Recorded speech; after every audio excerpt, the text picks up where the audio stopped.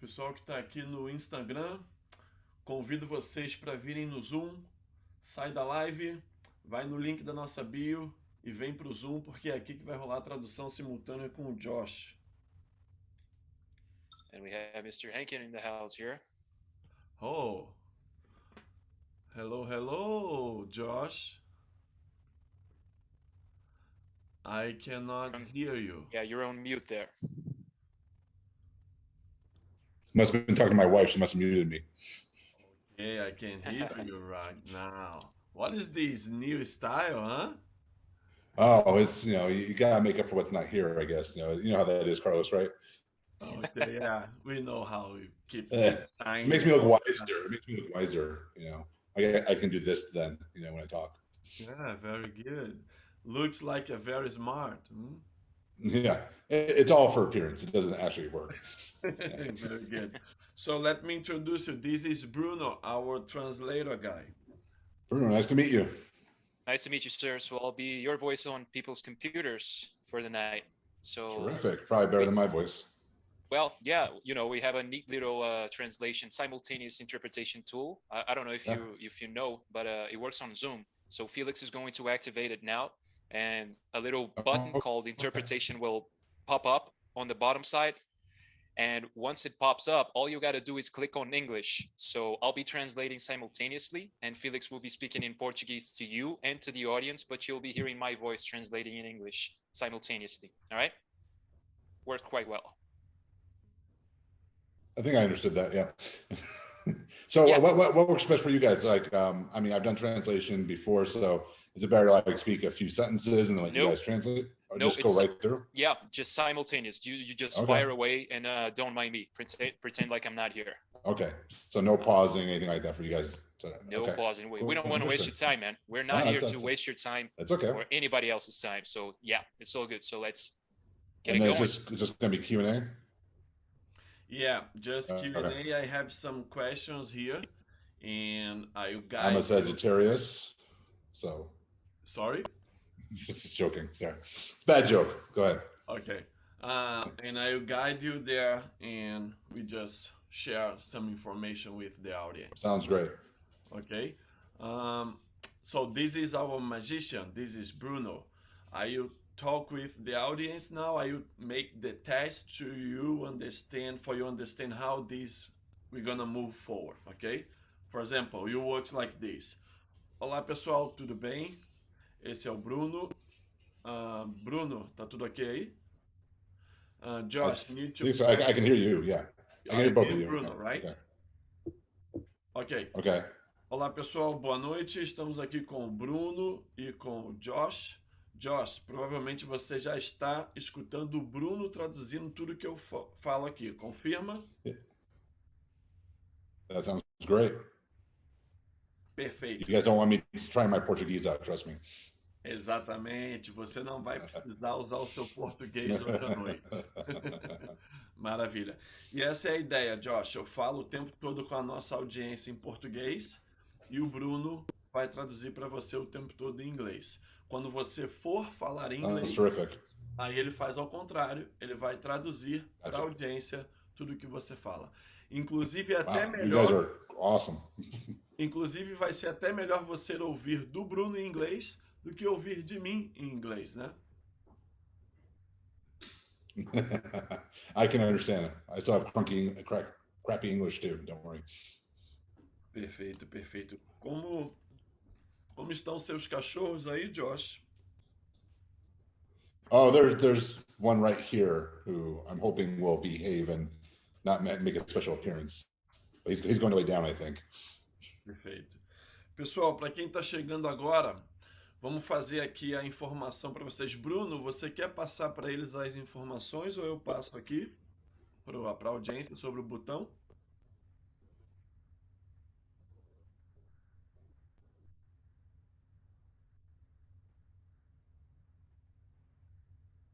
You guys waiting on me? No, I'm waiting for... Okay. Just make sure I wasn't screwing everything up. Eu só te ouço no português, ok. Bom, não sei se o pessoal aqui já está... He said, Bruno said that you have to click on the Portuguese channel to hear his voice. Ok. Bruno, Félix, pode você está me falar ouvindo agora? aqui no português? Está me ouvindo aqui? Estou te ouvindo. Certo. É melhor você falar com o pessoal. Se alguém não clicou no canal de português, eles não vão me ouvir. Só me ouve quem está no português. Ok, perfeito. Okay. Okay. Ok. I feel like Bruno's going to control both of us. Yeah, ele tem o controle total. Pessoal, boa noite mais uma vez para quem Full control. It's the chegou. only place that I am in any control in my life. It feels good for a change. Oh, I need to do off. Ok. Pessoal, boa noite.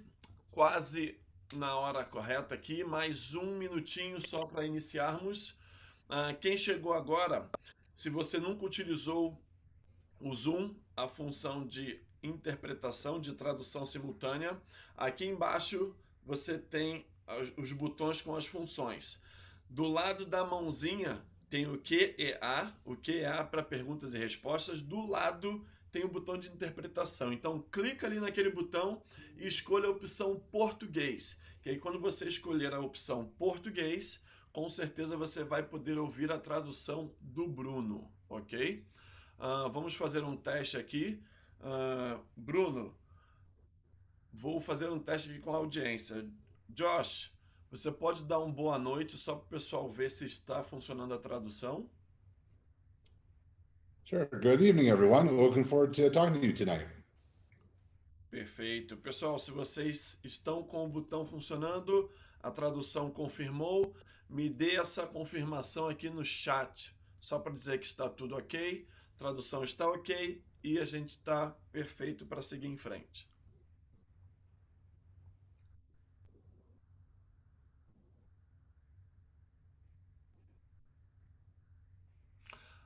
Já tive aqui uma pergunta, esse PDF do Sandbag. Josh, nós temos uma surpresa para eles aqui no final. O Sid Clay, nosso amigo que você conhece bem, traduziu aquele PDF do Sandbag, 30 e algumas páginas. Oh, wow. Nós iremos entregar Very aos impressive. participantes aqui. Ficou bem bacana.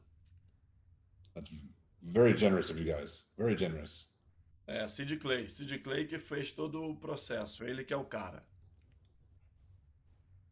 Well, I appreciate him being able to translate my English in the first place. Very good. Pô, muito bom, muito bom. Pessoal, então vamos lá, 8h31, maravilha, vamos iniciar aqui a nossa segunda sequência de lives. Essas lives, a ideia é a gente ter um pouco mais de aproximação dos nossos palestrantes. Josh, muito obrigado por você estar aqui, muito obrigado por esse momento e a ideia é você introduzir um pouquinho mais da sua experiência, do seu conhecimento e dar um spoiler da sua palestra para o público do nosso Perform Better Brasil Connect. That sounds terrific, guys, and I'm totally appreciative of giving the opportunity to talk to the wonderful people of Brazil. I was in Rio about 10 years ago and missed not having been back since. Legal, muito bom que você esteve no Rio há algum tempo atrás. Então você já sabe como funciona um pouco o espírito brasileiro, né? O povo muito festeiro, né? Adora uma bagunça. Vamos lá. Yes, I do. Perfeito. Bom, vou fazer uma leve introdução. O Josh Henkin é um CSCS e Master RKC do Querobel, com 20 anos, mas, ô Josh, você tem mais de 20 anos de experiência já, né? 20 e quantos anos de experiência você tem hoje na área? Well, I know I was just saying to my wife today, it's scary to think about. I have like 27 years. I'm almost to 30 now. That means I'm Quase old. 30 anos. Não é tão velho assim. Perfeito. Seu inovador treinamento de resistência dinâmica variável, ou DVRT, permitiu que ele fizesse apresentações em mais de 13 países e publicasse nos principais veículos como Men's Health e Wall Street Journal. Josh treinou pessoas de todas as origens, incluindo o Batalhão de Recrutamento das Forças Especiais do Exército Americano e os Fuzileiros Navais. Você pode aprender muito mais sobre ele e sobre o treinamento do Sandbag, e essa é a ideia de trazermos ele para o Perform Better Brasil Connect. Josh, como está hoje o seu centro de a sua metodologia de treino ao redor do mundo? It's great to try to educate people on what functional training actually means because unfortunately, I think the term has been hijacked by marketing and other things. And so people are left with not a clear vision of what we're trying to accomplish with functional training. So for me, my job is to come in and give clarity to actually what the intent of functional training is, and that it's not just a philosophy, but it's actually a methodology of training. And so it really changes how people see their training, but it makes their training so much better and expands so much more of how they can create solutions for their clients. Perfeito. E você consegue hoje atuar tanto com atletas de ponta como população em geral, correto? Yeah, and I would say probably, what I get called in the most for is I'm a problem solver for a lot of organizations where, especially where the priority is injury prevention. When we do work with military sports teams, that's typically the number one concern because if they're injured, they can't perform. So we look at, fixing a lot of the issues that they see being caused and giving them better strategies to train either their athletes or even non-athletes alike. Entendi, perfeito. O tema que você vai nos apresentar na palestra é treinamento nos planos de movimento para aumentar a força funcional. O que a nossa audiência poderá aprender com você nessa palestra? Poderia dar um pequeno spoiler para nós? Sure. I think people are going to get a completely different perspective of this variable that's often missed in most training programs. I think, there's a good number of trainers that are aware of the points of motion, but don't know how they lead to progressions or how they lead to problem solving, different needs of individuals. And then there's a whole, I think, area of professionals that really aren't aware of the points of motion and why they would even care. So we're going to discuss, what they are, how they impact what you do, and how they give you better progressions to your programs, and how if you overlook them in your programming, you're not really accomplishing the goals of functional training as they are intended. Perfeito. E seguindo essa linha, eu consigo ver que hoje muitas das atividades que você propõe, você respeita e segue muitos trilhos anatômicos, né? O Anatomy Trains. Quem foram os seus maiores influenciadores para seguir essa linha de treinamento? I learned about, things like kinetic chains and fascial lines actually in the late 90s. That's how old I am. And at the time, I really didn't know what to do with the information because a lot of the information at that time was being more in a physical therapy type of environment. And so while I appreciated the concepts, and when it came to practical application, I couldn't see how we did it in a more fitness and performance setting. So it took me some time, failing quite a bit and, learning more to actually start to say, aha, this is how we can apply this to our world. And the impact it has to the rate at which we can improve mobility and movement capabilities and functional capacity and strength is pretty mind-blowing. And so it looks like magic tricks sometimes, but the old saying is that, magic is a science we don't understand yet. So a lot of times when we understand how the body functions, we create better exercises and programs, and we understand why we're seeing the dysfunctions that are in front of us. And so it's not just, it's giving you a bigger global view of what's happening in the body rather than saying, for example, my shoulder hurts. Oh, let's go look at your shoulder. Sure, we can, but we have to think about what else is going in the body that causes that shoulder issue. So, Thomas Myers, Diane Lee, Andre Fleming, there's a ton of people that have done wonderful work in the field. But as far as applying it to fitness and performance, I think we're one of the few that actually really takes those concepts and really focuses truly on movement, not muscles, because people say that, but I don't even think they know what that is really about or what that means. Entendi, perfeito. E hoje você, quando aplica a sua metodologia a clientes que chegaram para você e nunca utilizaram, você tem alguma restrição do tipo, não digo restrição, desculpa, você tem algum bloqueio desses potenciais clientes que nunca treinaram? Eles às vezes ficam um pouco receosos de utilizar e de fazer os movimentos?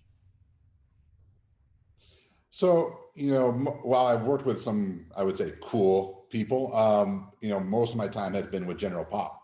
And so it's been getting buy-in from those people, because most general population people, if they actually walk through your door, that's a major accomplishment, right? Because there's so much apprehension and fear about what is going to be happening when they go into a fitness environment, right? I think the number one fear that a lot of people have when they walk into the gym is, can I do this? The second fear is this person going to beat me up, or are they going to actually help me?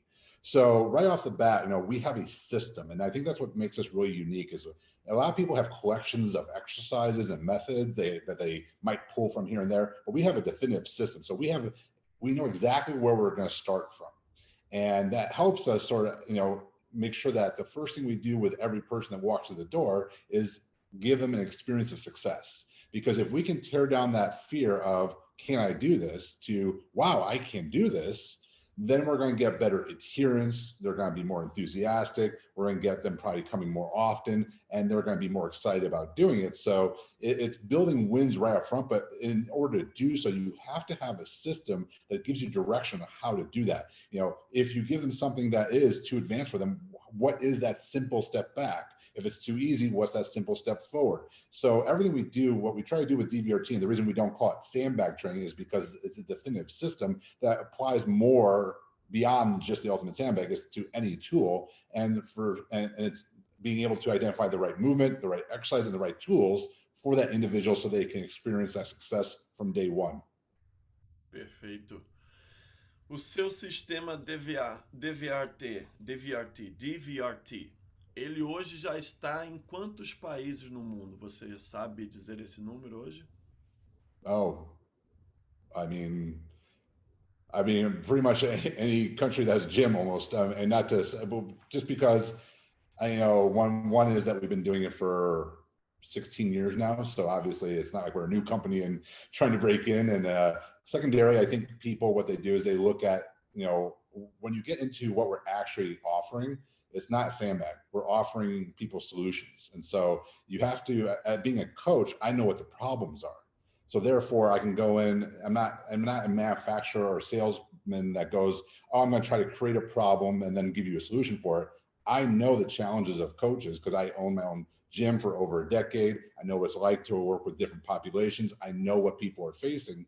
So for us, we come in not with a sandbag, we come in with a solution to a problem. And when people then see like, oh, wow, like this is solving so many of my issues with my clients and helping my gym be more efficient and effective, then they get excited. So I think that's a universal thing that people like across the globe. So again, that's why we say we don't teach sandbag training. And so that's why it's been so appealing to so many different countries, Russia, all over Asia, Brazil, Canada, all over Europe. So, it's cool when people take the time to look at the education, because we always say we're an educational company with a piece of equipment. We're not an equipment company.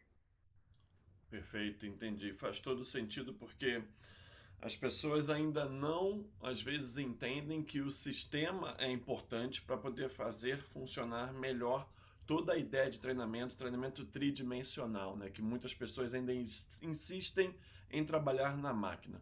Vocês já conseguem ter muitos benefícios no famoso boca a boca dos clientes que hoje já estão utilizando o sistema do treino nas suas academias? Então, eles falam para outros amigos, ei, vamos lá, vem treinar nesse lugar, eu estou tendo isso de benefício e isso.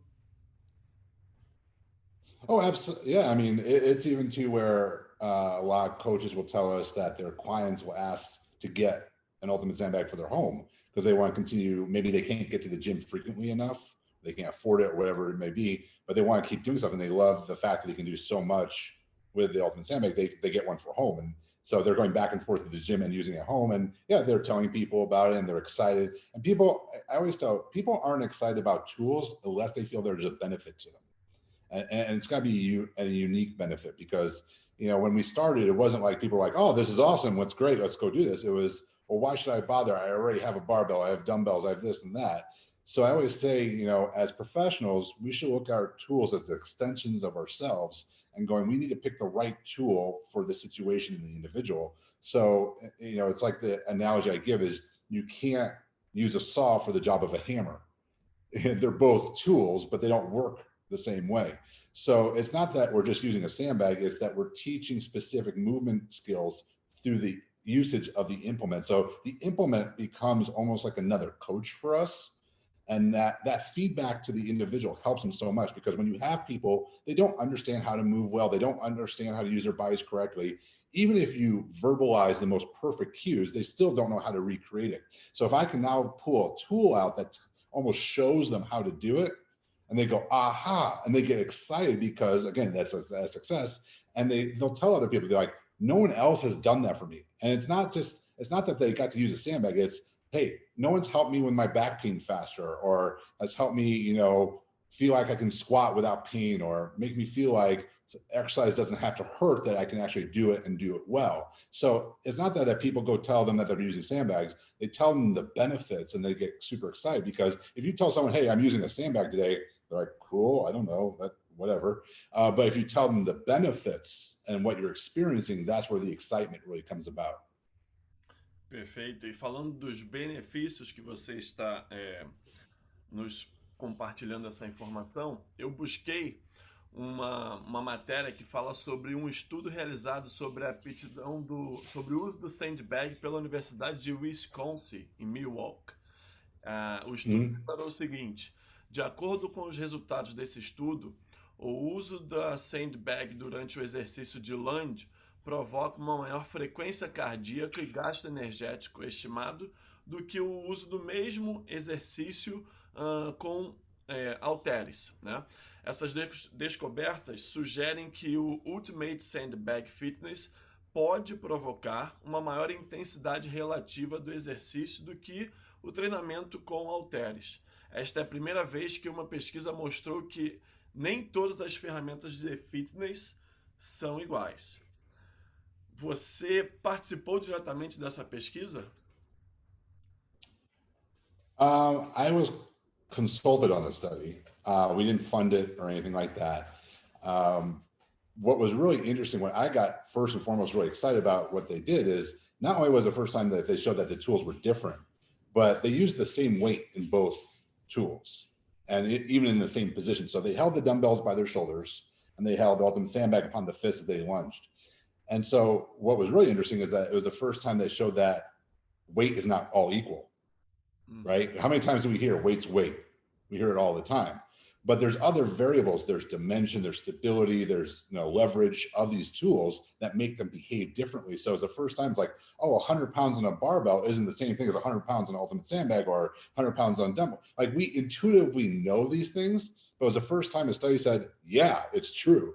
And so, like, anytime like a coach says, weight's just weight, doesn't matter, I like roll my eyes to myself, because I'm like, they just don't know better, or they're just ignoring the fact that tools function differently. That's why we do use them, right? If all tools function the same, there'd be no reason to have different tools other than just variety. So we should be looking at like, hey, this tool stimulates this. So yeah, it was really interesting to see the impact. And there was actually, the funny part that people often don't know is they were also supposed to test a second ultimate sandbag exercise, our max lunge, which a lot of people know, which is when the weight moves side to side.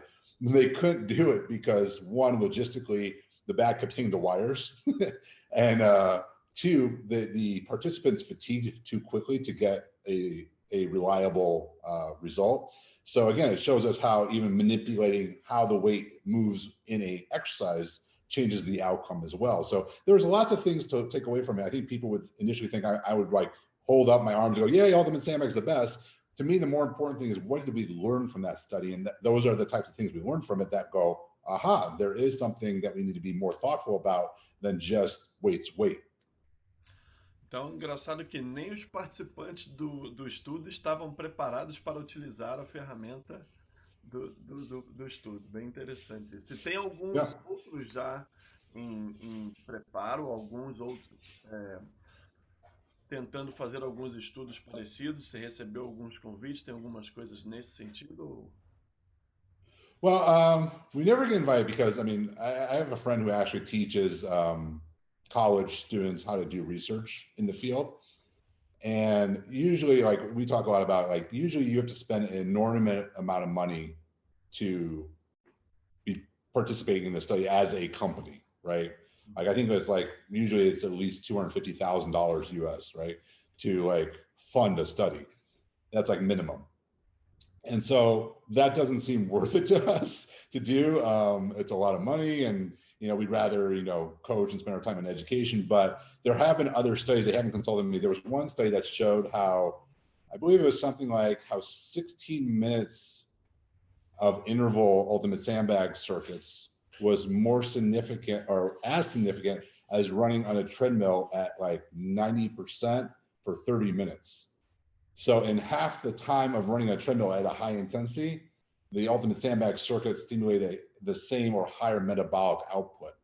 And there's a lot of reasons for that, but that was another interesting study. The problem with some studies, as I see them, that try to do these things, is if they don't understand the technique that's supposed to be used, because I'm not consulted on it, it throws off the validity of the study, right? Because just like any other tool, ours can be used incorrectly, and that would alter the outcomes of an exercise.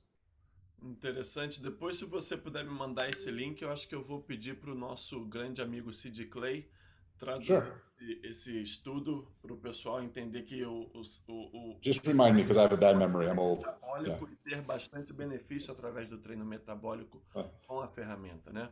Agora eu vou contar uma particularidade aqui, porque eu estava presente e eu vi isso, né? 2019, em Rhode Island, na casa do Chris Poyle, você estava junto com o Gray Cook, e o Gray Cook estava elogiando muito o seu trabalho, e eu estava do lado, eu ouvi tudo. E eu fiquei realmente boquiaberto com a quantidade de elogios que ele estava dando para você, o quanto seu trabalho estava sendo muito bem feito, o quanto realmente vocês estavam conseguindo atingir uma linha de pensamento que ele estava muito empolgado por ver aquilo, e ele com você combinaram de fazer algum trabalho em conjunto, um projeto novo junto. Você pode falar um pouco sobre isso? Sure. Well, he was complimenting me so much because I paid him a lot of money for it. No, I'm just kidding. No, he's very generous. Gray's a very nice gentleman, and very, very, very generous, because I also have a degenerative spinal disease since I was 13 years old. So I've actually had 7 spinal surgeries, including most of my neck fused. So Gray partly wanted to help me because he had heard my story and so forth. So he was very generous. He did that just on his own. He invited me out to Virginia. But yeah, I mean, as far as the projects, like, we're still talking about them because they have a lot of their own projects going on. But I think what excited Gray the most was we were truly talking about movement. And if you look around, if you really break down what a lot of organizations do, they teach exercises, right? And I was just listening to a physician talk about knee pain, and he was talking about like how you'll see a lot of times on social media, people go, hey, these 4 exercises solve knee pain. And then he's like, anytime people say like these exercises do this, you should stop listening, because it's far more complicated. There are a couple exercises that solve all these problems. Usually issues are a multifactorial thing that we have to address from a lot of different avenues. So I think Gray appreciated me not almost selling out and saying this exercise is the best exercise and you should only do this and you should only do that. It was a systemizing and thinking about movement. And we always say there is no one exercise you have to do. You have to choose the right exercise. And that depends on a lot of different variables, obviously, but that's what having a system allows you to discover. So when I got to work with Gray, like, we definitely exchanged a lot of ideas, and we say a lot of the same things, just in different ways, which is great because it means we're on the same thought process, and we're just expressing them a little differently. Like, for example, I think people misunderstand in FMS, they say mobility before stability. Is that correct? They say that? Yeah. And people think, oh, I don't do any stability exercises until I get my mobility, but that's not what they mean.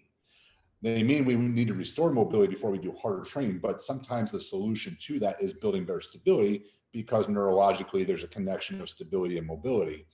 And so we have the same philosophy. Like, we use a lot of active stability work to improve mobility, and it's building up too. We build up almost in a similar, we do have some differences, but a similar thought process as far as how we progress people. Because I know a lot of times, and I love FMS, but the only negative thing I've ever heard people say about it is like, they don't know what to do with the exercises after they do the screen. And I like to think in like, we offer a lot of those solutions. If you were to take the FMS screen and then look at our system, you'd see how they would blend together very easily, based on what you're finding through the screen. So it's nice to have that bridge, I think, to like, okay, I found this, now how do I address it? Oh, look at this. This is making people better. And look, when we retest this, look how much better they are. Does that make sense? Não, faz sentido, sim, faz sentido. E eu tenho visto até umas postagens onde vocês estão mostrando exatamente como você combina o trabalho de aumentar a mobilidade através da resistência ao mesmo tempo fazendo e a utilização de força, né? Isso dá para ficar mais visível. Eu tenho uma pergunta aqui Sure. de um participante aqui. Ele pergunta: fazer agachamento unilateral com sandbag sem rotação pode ser considerado um exercício tridimensional ou não? I just want to make sure I understand the question. He says a lunge without rotation. Isso. Lunge sem rotação do tronco. Is that, well, lunges in of themselves are kind of three-dimensional movements, because when you lunge, let's say you're lunging backwards, just for example. When you lunge backwards, you're moving through the sagittal plane, but what keeps you from falling right over to the side? Well, frontal plane stability. And as you lunge down, what keeps your pelvis from rotating as you lunge is, anti-rotational strength. So innately, all lunges have triplanar strength to them. What we do in DVRT is we look at how do we build the lunge first. So we give more feedback to people so they can understand how to lunge. And then as they get stronger and more proficient, we challenge the lunge in ways, for example, can they still move in that direction and resist the other forces that are acting upon them as they also move through the sagittal plane? So what we do is, instead of just going heavier and heavier and heavier, we amplify the amount of force resistance you have to have as well, because the ability to resist unwanted force is the basis of stability. And it's also where the biggest amount of injury prevention training comes into play. So, and a lot of our big muscles, our obliques, our lats, and glutes even, they both produce and resist force at the same time. So we're actually, again, tapping into the actual functional capabilities of the body by using those type of exercises more so than purely focusing on just going heavier, like putting a heavier bar on my back, putting a heavier bar on my back. That doesn't do as much for the training as when we can manipulate other variables to bring about both the amount of force we can produce and the amount of force we can resist. Perfeito. Did I answer the question? Sim, com certeza você respondeu a pergunta. E hoje o seu sistema ele tem um passo a passo para você ensinar para o seu aluno, independente do nível que ele chega para você? No, 100%. I mean, that's, even though, like I said, even though we've worked with high-level people, I always say our system was made for mom and dad, right? In that, like, we wanted it to be accessible to anyone, because while, it's great to work with, some of these high-level populations, I think we almost make a bigger impact with improving people's quality of life that are everyday people. And to me, it's almost more rewarding as a professional to see that. And also from a business, I think it's, you see your business grow even faster, because, nothing is, I think, more rewarding or beneficial than seeing the quality of someone's life improve, whether it's, they can move better without pain, they can, do things that maybe they didn't think they could do before. And it really just has this amazing impact upon them. And then I think that's the biggest reward we can have as coaches. So our system has to be guided so that when that person walks through the door, assuming they don't have like some catastrophic injury, that we can work with them, that as long as they have things what we can manage, they don't have things that are contraindicated by their physicians, even then we can, but as long as like their arm's not falling off, we can work with any individual at any level. I'll give you a quick example. When I was teaching in Australia, there was a woman, I was teaching at a conference, and there was a woman in the background, and we were going over some squat patterns. And she came up to me during the break, and she goes, I haven't squatted in 15 years because I've had knee pain. and she'd been in the industry for a very long time. She was in her 50s. I said, listen, she said, I want to try what you were teaching. I said, okay, we can try it. We're just going to work within your capabilities. So that meant picking the right type of squat and working within her range of motion. So, the first couple reps were kind of gentle and she wasn't going very deep. And then a couple more reps, she went deeper and deeper. And then finally, like, we've hit her endpoint, but she was squatting basically parallel to the ground without knee pain. And afterwards, I know one of our Australian coach was there and he goes, oh my God, he's like, she's crying. And the reason she was crying is because, not because, oh my God, I can lift all this weight, it was because she had something that was very valuable to her taken away, the idea that she can move without pain. And we gave back her hope that she could move again without pain. And that was so impactful to her. So that's what I mean by the power we can have and by why we're so passionate about having a system rather than just a collection of exercises. Perfeito. E é um poder que nós realmente temos e muitas pessoas não dão valor o quanto o nosso trabalho é importante para salvar vidas e para fazer realmente as pessoas terem mais capacidade de se mover. E eu posso imaginar como essa senhora ficou bem empolgada e bem feliz de poder ter novamente a capacidade de agachar depois do seu trabalho, né? Muito belo, muito legal isso. Josh, meu amigo, terminamos por aqui porque o tempo preciso respeitar. Muito obrigado pela sua presença. Muito bom ter você por aqui. Mande um beijo para sua esposa Jessica. E thank you so much for having me, and thank you for Bruno for all his work. E nos veremos em breve. Bruno, muito obrigado pela sua... Thank you guys. Appreciate it.